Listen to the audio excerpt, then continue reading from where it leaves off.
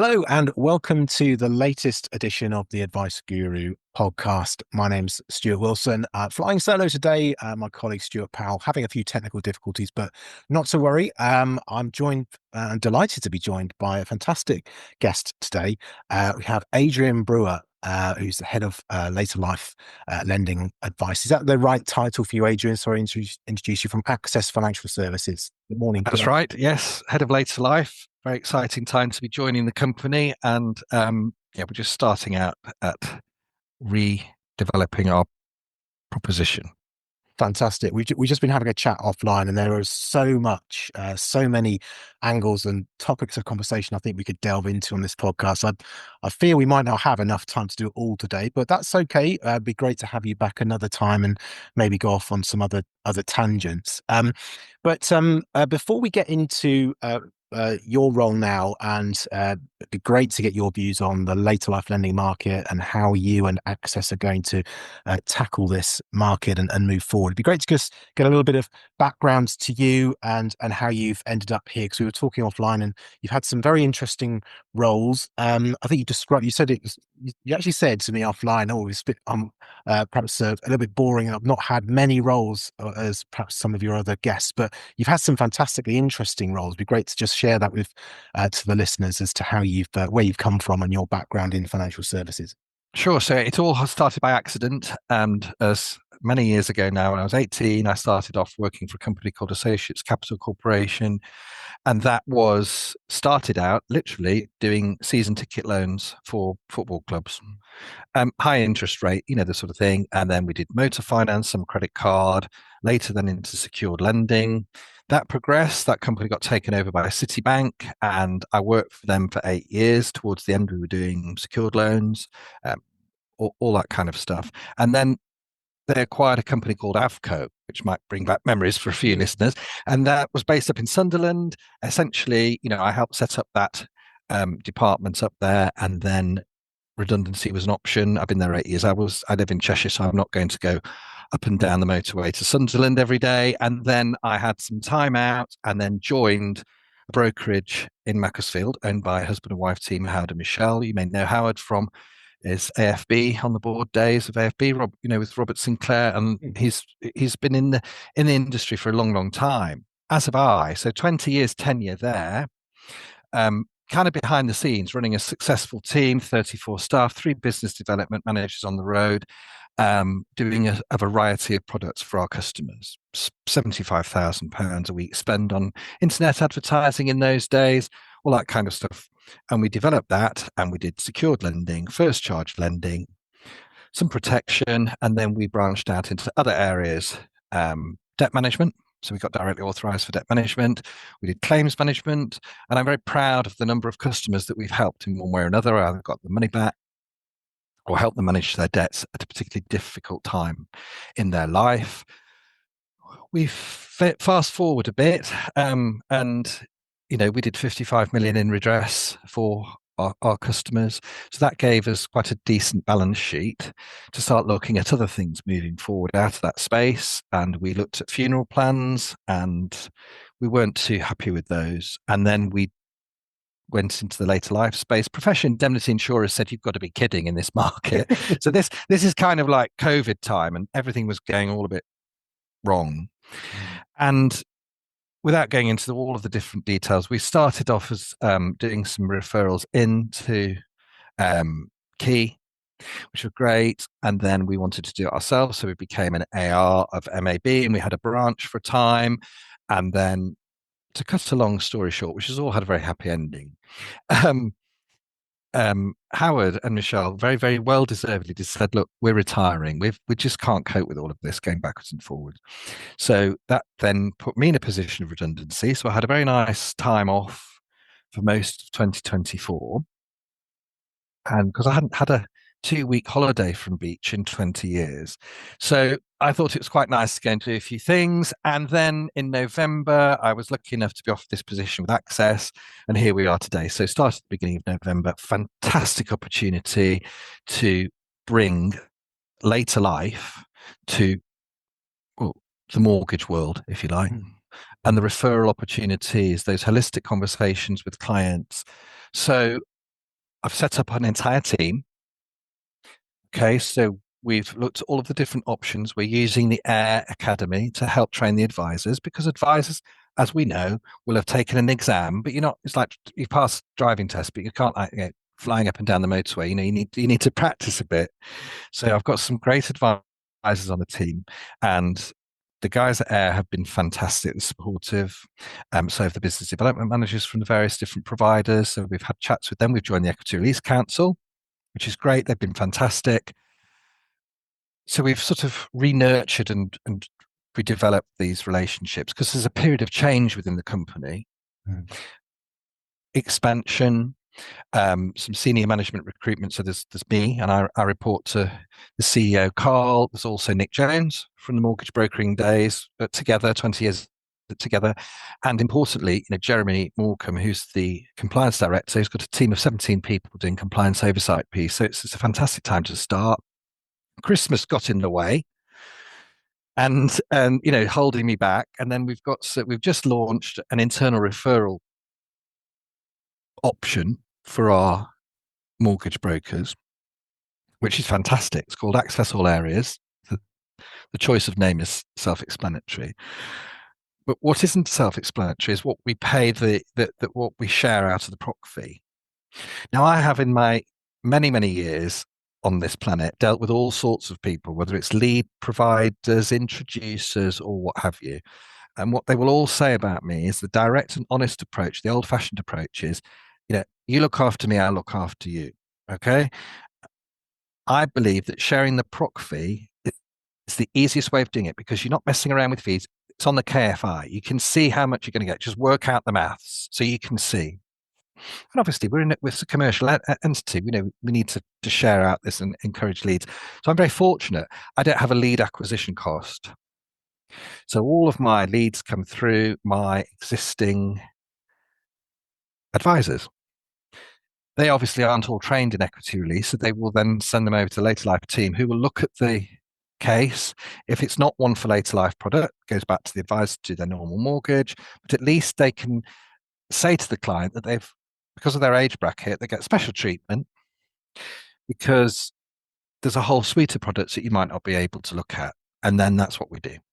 Mm, absolutely fantastic, and an amazing time to be launching a new service or proposition, I suppose being a vanguard for that within access at this time, because it's a market under the cosh a little bit, I guess, still facing into headwinds of high rates.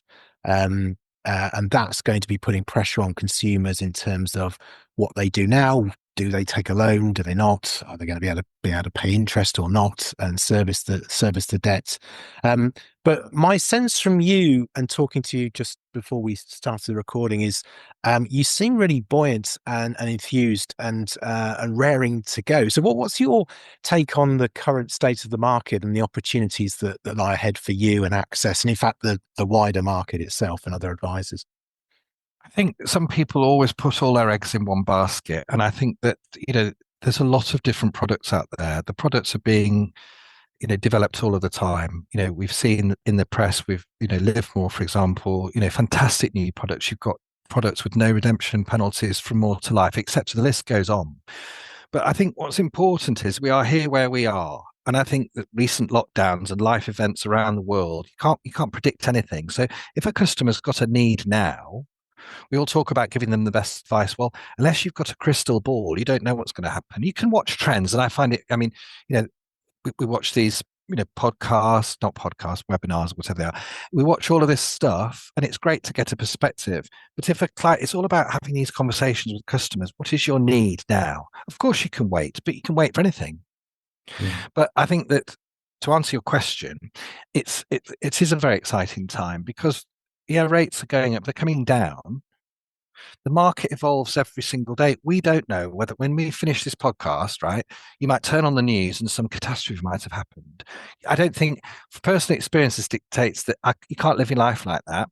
But especially when you're looking after your own life, that's one thing, but you're looking after your customers. And I think if you do talk to your customers about what they want and where they want to be, I think it's an exciting time because when in the last however many years have you had this product innovation when you've had this whole ability to make payments, ability not to make payments, ability to switch when you actually know you're retiring.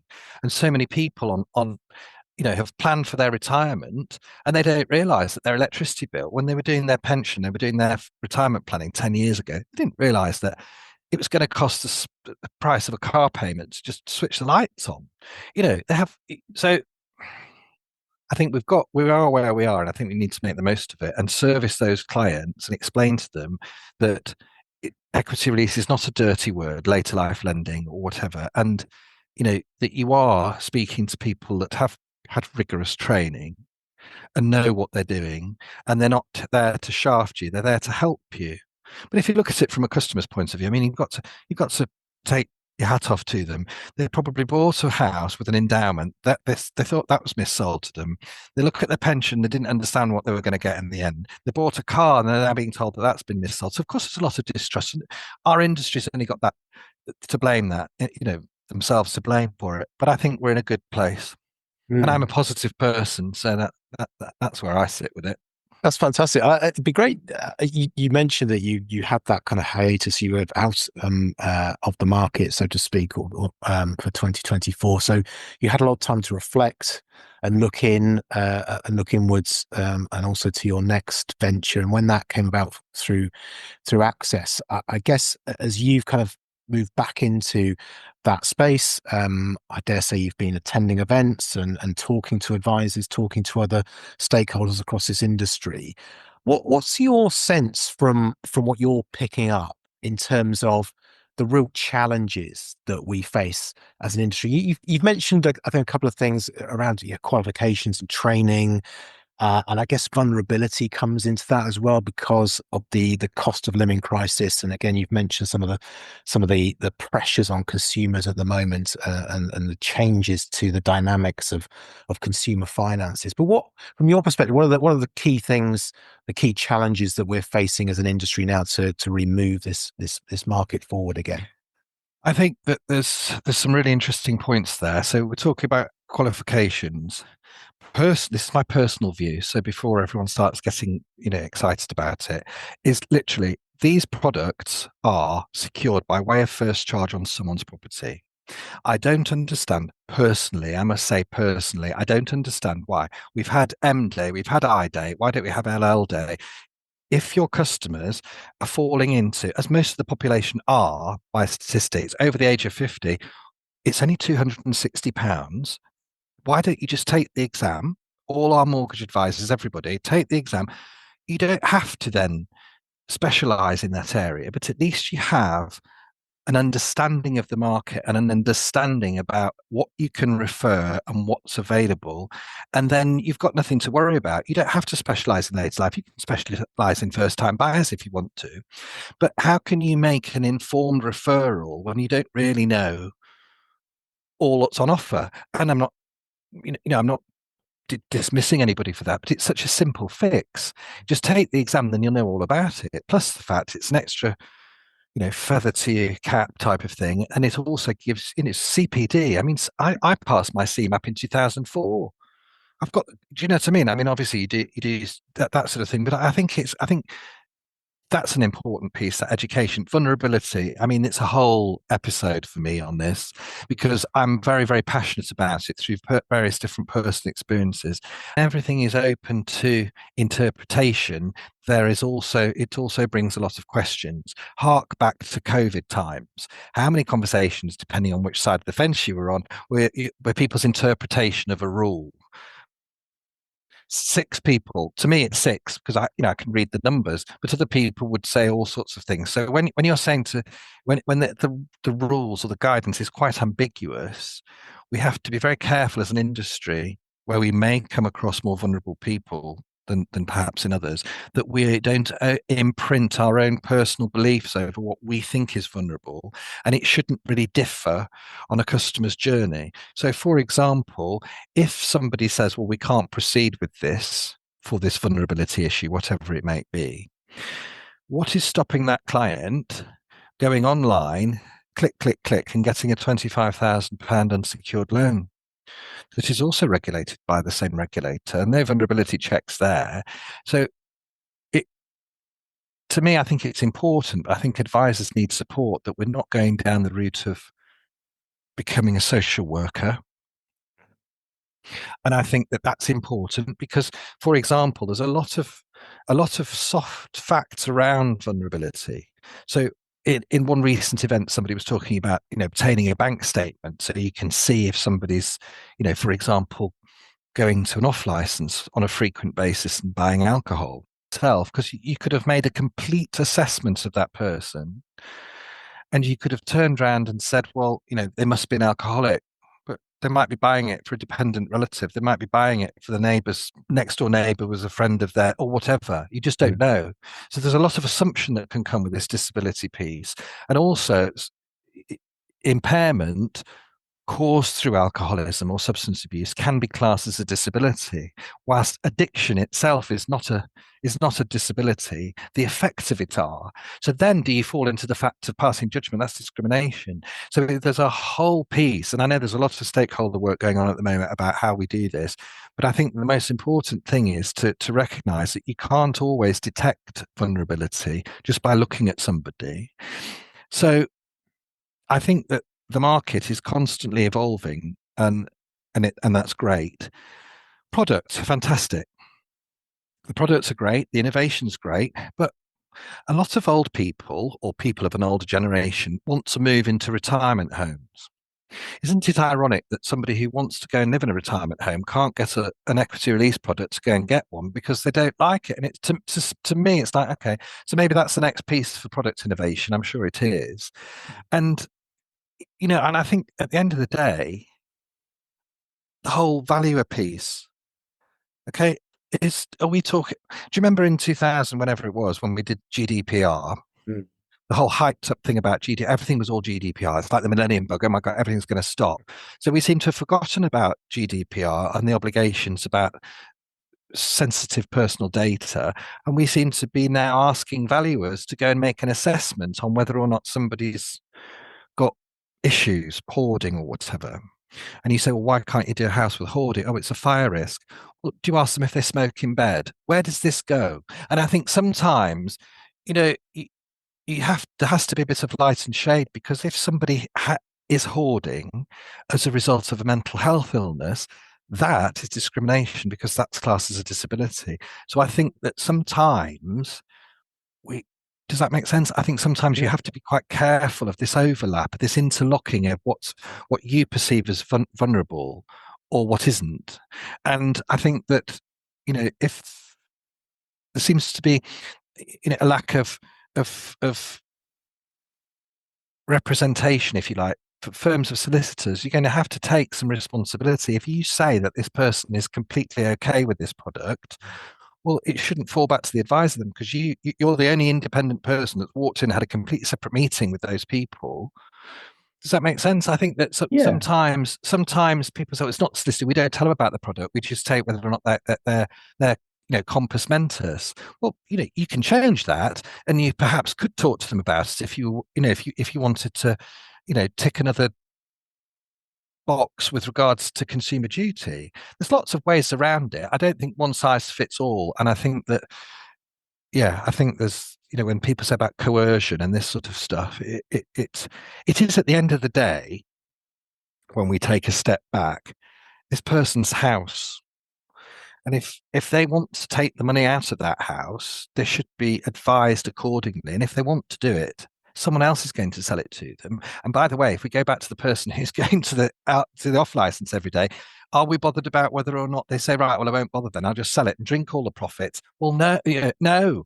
So it's kind of, we don't want to virtue signal as an industry that we're helping people when we're not. Mm. We don't want this whole piece on consumer duty to be negating responsibility so we don't get sued.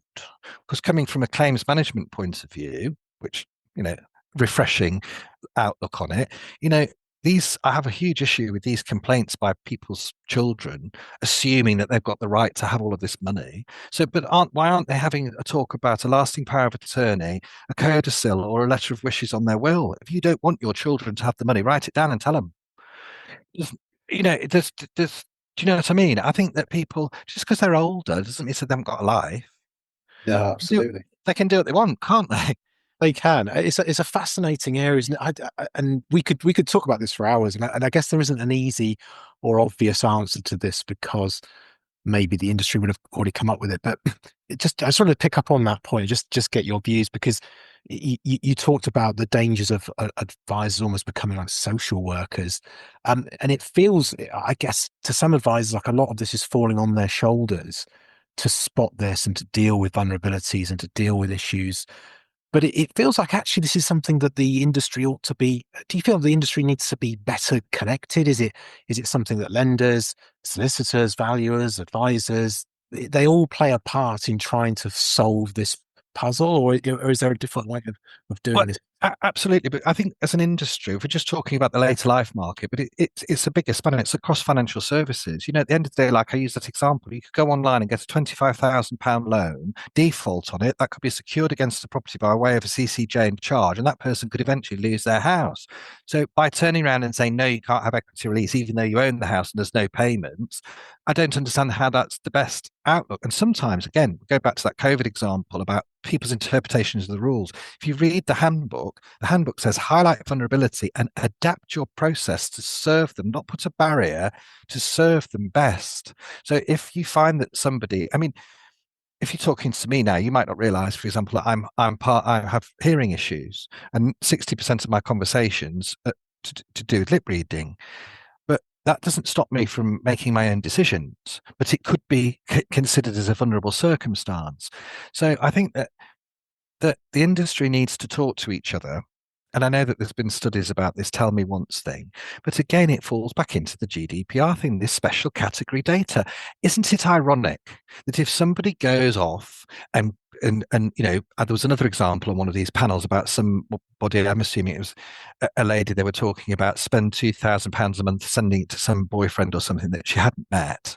Okay, what's that got to do with you? Do you think she's going to stop doing that when if you don't do the product, it's nothing to do with you? You can advise, but isn't it strange how if you're diagnosed with stage 4 cancer or you've got something wrong with you, you get a better interest rate and you can borrow more money. Mm. But that vulnerability, that's vulnerable. It, I just think that sometimes we have to, yes, talking about it, but if you're sitting in someone's house, all my advisors, by the way, go face to face, and they're sitting there and somebody divulges to you, unless you're recording the call, you have to have, I mean, tell me if I'm wrong, you know better than I do, but the last time I looked, you had to have a specific consent to store and distribute special category data about these people's conditions. Do the valuers do that? I don't know. Do they? I'm not sure. But if they go in and make an assumption, all this clutter, well, it's not clutter. It's my son's moving house. It's all his stuff. Who makes that judgment? Mm. It's a fire risk. Okay, well, can I go and have a look? You've got an ashtray next to your bed where you can't have later life product then. I think it's all a bit, so there needs to be much more. Somebody needs to take responsibility for who's going to make the final decision. And if it's the independent legal advice to say, do you understand this? Why can't they explain what the product does? I'm sure they're clever enough to take the exam and understand it all. Someone needs to take responsibility, in my view. But again, these are only my personal opinions Yeah. because I just think it's quite simple because it's not a difficult concept to explain. After all, these people own their house. Let's assume there's no mortgage. Why? Who are you to say they can't do what they want in the house? They can do whatever they want, but you just don't want to lose your money or get into trouble. That's fine. So say that then, as opposed to pretending that you're looking after these people. Does that make sense? That's how I see it. Yeah, absolutely. We could talk about that for hours. I think it's a subject you're clearly passionate about, as am I.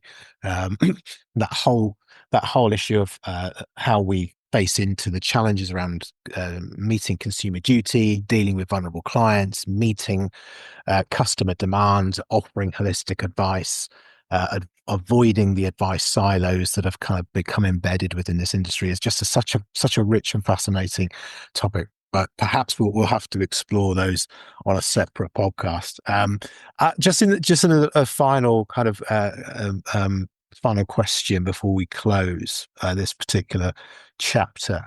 Um, very new in the role, as you say. Christmas got in the way. You must have been itching to go in January. Saw the news. Obviously, you mentioned earlier, but you're now registered a member of the Equity Release Council. All systems go. So, what does the next sort of 12 months, 24 months look like for Access? What kind of exciting plans have you come up? Obviously, don't divulge any secrets. You're not allowed to tell me, but what's in the pipeline? What are you looking forward to over the next year?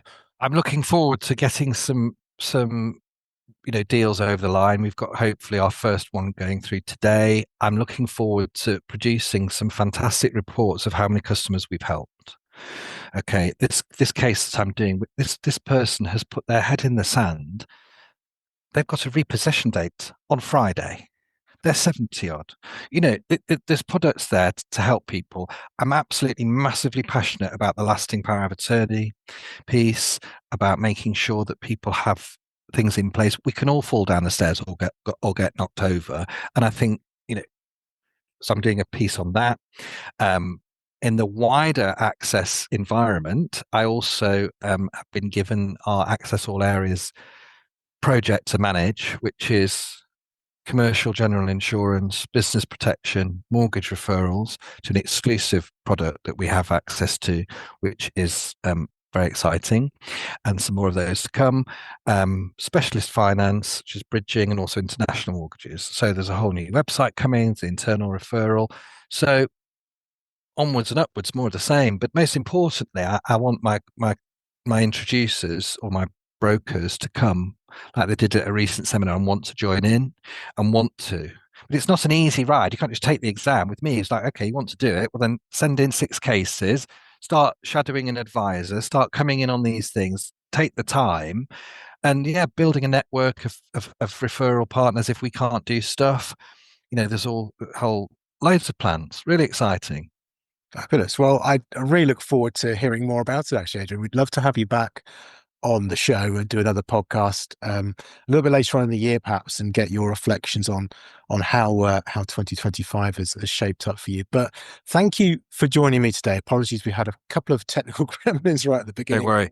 It's But everything to do with technology. Just complete. It's always me. Always. I'm sure it's not. I'm sure it's not you on this occasion. But thank you for joining us, Adrian, and we Thank you look very forward to much. having you back on the show. Thank you.